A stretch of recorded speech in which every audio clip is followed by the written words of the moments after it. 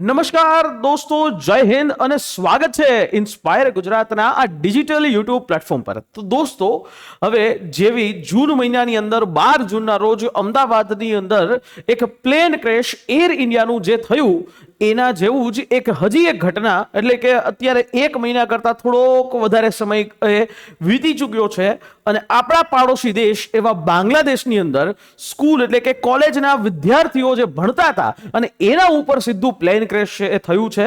અત્યારે જ હાલમાં એ પ્લેન ક્રેશની દુર્ઘટના છે એ થઈ છે આપણા જ પાડોશી દેશ એવા બાંગ્લાદેશમાં. આખી વાત સમજીએ કેવી રીતે આ પ્લેન ક્રેશની દુર્ઘટના થઈ અને કઈ રીતે આ દુર્ઘટના જે છે એ થઈ અને એમાં કોણ જવાબદાર છે એના ઉપર પણ એક નાનકડી ચર્ચા કરીએ.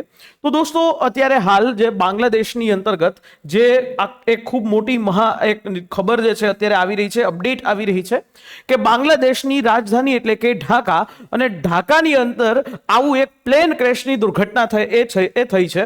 આ પ્રકારે ઓફિશિયલ એ ન્યૂઝ પણ અત્યારે એ ફેલાઈ ચૂક્યા છે.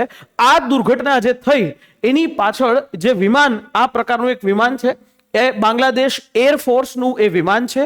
બાંગ્લાદેશ એરફોર્સનું એ FT-7BGI ટ્રેનિંગ વિમાન હતું. એટલે એના ઉપર પાયલોટ છે એ ટ્રેનિંગ લઈ રહ્યો હતો અને કદાચ બાય ચાન્સ કોઈ જે બટન સ્વિચ દબાવવામાં કોઈ ચૂક થઈ ગઈ હશે અને એને કારણે આ આખી જે ઘટના એ બની અને સીધું બાંગ્લાદેશની અંદર જે ઢાકા ઉત્તરા નામની એક જગ્યા છે ત્યાં સ્કૂલ કોલેજ જે જગ્યા એ ત્યાં માઇલસ્ટોન સ્કૂલ એન્ડ કોલેજની અંદર એ વિદ્યાર્થીઓ ભણતા હતા અને સડનલી એના ઉપર આ વિમાન એ પડ્યું. જનરલી આ વિમાન છે એ 1 વાગે અને 6 મિનિટે ટેક ઓફ કરે છે અને આ વિમાન એ 1 વાગે અને 18 મિનિટે આ માઇલસ્ટોન સ્કૂલ ઉપર જે ભણી રહેલા વિદ્યાર્થીઓ છે એના ઉપર એ પડી ગયું અને આ પ્રકારે ખૂબ ડરામણા, ખૂબ ભયજનક એવા દ્રશ્યો છે એ સામે આવે છે.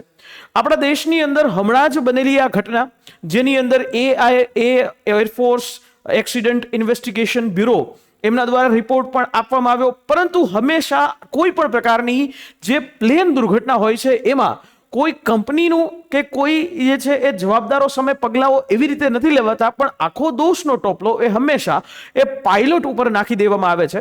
આ ઘટનાની અંદર પણ કદાચ એવું જ થશે. ભલે આપણા પાડોશી દેશ બાંગ્લાદેશની અંદર આવી પ્રકારની ઘટનાઓ થઈ છે, જેમાં અત્યારે હાલ મળતી માહિતી મુજબ એક વ્યક્તિનું મૃત્યુ અને એની સાથે 100 લોકો ઘાયલ છે, ઘણા લોકો દાઝી ગયા છે, ઘણા વિદ્યાર્થીઓ, બાળકો, નાના 5 વર્ષથી ઉપરના બાળકો, 8-10 વર્ષના બાળકો છે એ ઘવાયા છે, એ દાઝી ગયા છે ગંભીર રીતે. અને આ પ્રકારની ઘટના છે એ આપણા જ બાંગ્લાદેશની બાજુમાં રહેલો પાડોશી દેશ એમાં થાય છે અને અહીંયા એ બધા જ ઘાયલો છે એને તાત્કાલિક મેડિકલ જે ફેસિલિટીઝ માટે હોસ્પિટલોની અંદર એ દાખલ કરવામાં આવ્યા. પરંતુ જે રીતે એક્સિડન્ટ જે આ થયું અને તાત્કાલિક ઘટના સ્થળે ફાયર ફાઈટર જે છે એ પહોંચી ગયા અને ત્યારબાદ, કારણ કે પ્લેન ક્રેશ થયું છે અને જેવી રીતે અમદાવાદમાં થયું એ જ પ્રકારનો બનાવ બન્યો એટલે ચારે બાજુએ આગની જ્વાળાઓ છે એ લપટી ગઈ હોય છે અને એવામાં ફાયર ફાઈટરે જે છે અત્યારે હાલ આગ ઉપર કાબુ એ મેળવી અને તાત્કાલિક ધોરણે જે છે એ ત્યાં કામગીરી એ કરી છે.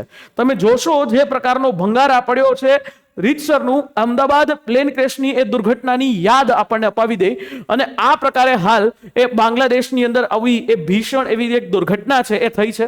ભગવાન જે મૃત્યુ પામેલા છે એમને મૃત્યુ પામેલા લોકો પ્રત્યે આપણે સંવેદના વ્યક્ત કરીએ છીએ અને જે પણ લોકો એ ઘાયલ છે, દાઝી ગયા છે, ફટાફટ સાજા થાય એવી આપણે ઈશ્વર પાસે પ્રાર્થના. પણ હવે મેઇન મુદ્દો એ ઊભો થાય કે આ ઘટના તો બની કઈ રીતે. હવે સૌથી પહેલું પ્લેન ઉપર આવીએ તો આ પ્લેન હતું કેનું? બાંગ્લાદેશ એરફોર્સનું.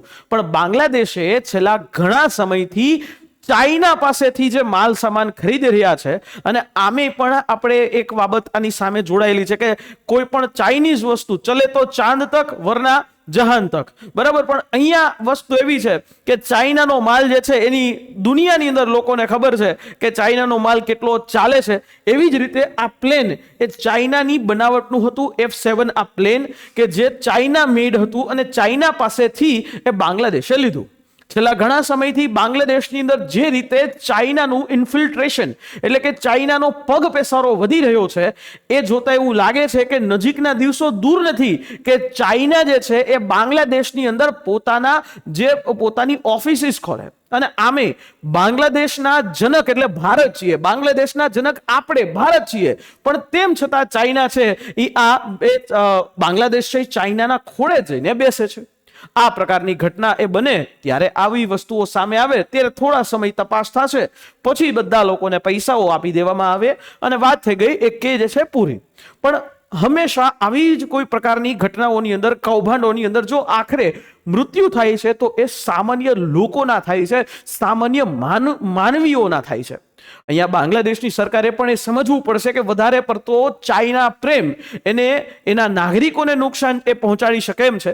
પણ ખેર આગળ વધીએ કે આ પ્રકારની જે ભયજનક જે દુર્ઘટના જ્યારે થાય છે ત્યારે બસ માત્ર તપાસના નામે એક રિપોર્ટ આપી દેવામાં આવે છે અને ત્યાર પછી જે કંપનીએ જે વિમાન બનાવ્યું હશે એને પણ એઝ ઇટ ઇઝ જેમ અમદાવાદ પ્લેન દુર્ઘટનાની અંદર થયું એ જ રીતે જે છે ક્લીન ચીટ આપી દેશે અને દોષનો ટોપલો હંમેશા એ પાયલટ અત્યારે હાલ મૃત્યુ પામેલો છે અને હજી પણ મૃતકોની સંખ્યા વધી શકે એવી છે, કારણ કે જે પ્રકારની ઘટના બની છે નાના છોકરા ઉપર, એટલે એ ઘટનાની અંદર મૃત્યુ આંક વધી શકે છે.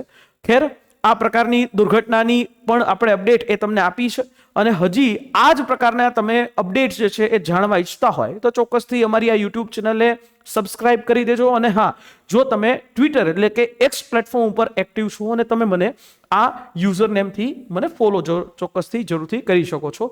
આશા રાખીએ આ માહિતી સમજાઈ હશે. મળીએ નેક્સ્ટ આવા જ કોઈ વિડીયોની સાથે. જય હિન્દ, જય ભારત.